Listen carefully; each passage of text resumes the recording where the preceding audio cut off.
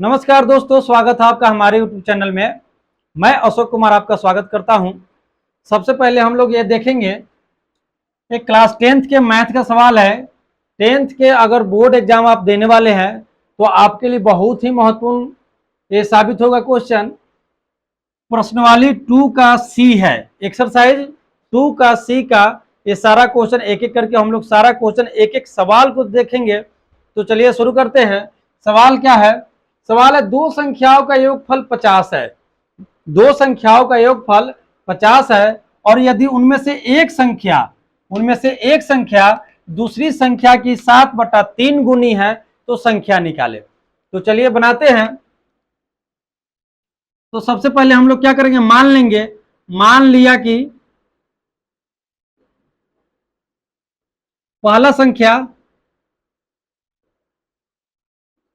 पहला संख्या जो है वो x है और दूसरा संख्या, क्योंकि दो संख्या दिया हुआ है तो पहला संख्या x मान लिए और दूसरा संख्या y मान लिए।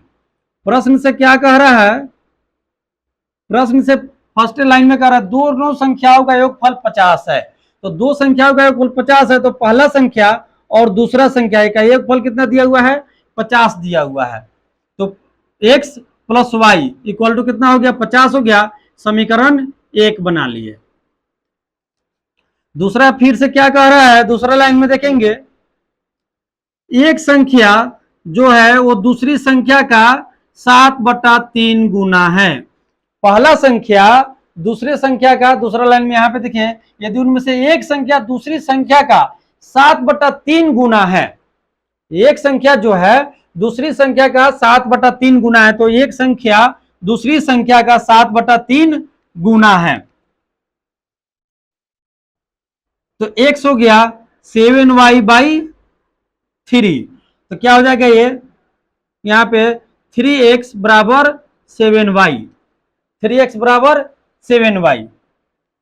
फिर 7y को बराबर कई साइड में लेकर के आएंगे तो 3x माइनस 7y बराबर हो गया 0। ये हो गया समीकरण 2।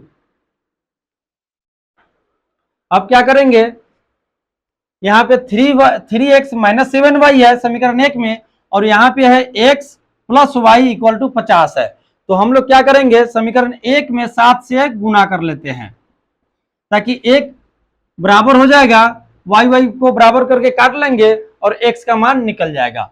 तो समीकरण 1 में यहां पे लिख लीजिए, समीकरण 1 में 7 से गुना कर समीकरण 1 और 2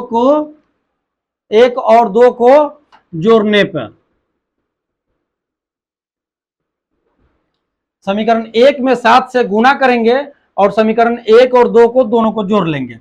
तो 7 से गुना करने पे क्या हो जाएगा? 7x है यहाँ पे, तो 7x plus 7y equal to 350। 7 से गुना कर लिए समीकरण में, उसके बाद में समीकरण 2 को उतार लेंगे, 3x minus 7y equal to 0। 7y से 7y प्लस माइनस 1, प्लस में और एक माइनस में कट गया, यहां से बच गया आपका 10x, दोनों जुड़ करके 7x और 3x को जोड़ लेंगे, 10x इक्वल टू हो गया 350। आपका 10 से 1 कट गया 35 बार में, 350 कट गया, यानी कि x का मान जो आ गया 35। यानी कि पहला संख्या हम लोगों ने जो माना था x, वो आ गया 35। तो दूसरा संख्या निकालेंगे y, तो x का मान है समीकरण 1 में रख देंगे, x plus y equal to 50। तो x का मान हमने क्या 35 रख दिया, प्लस y इक्वल टू 50। तो y इक्वल टू कितना हो गया? 50 माइनस 35। तो y का मान जो यहां से निकल करके आ गया, y इक्वल टू आ गया 35, सॉरी 15।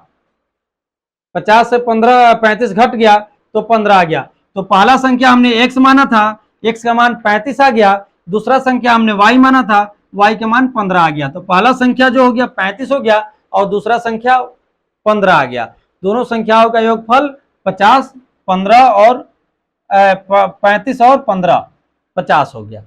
Thank you. देखते हैं नेक्स्ट क्वेश्चन।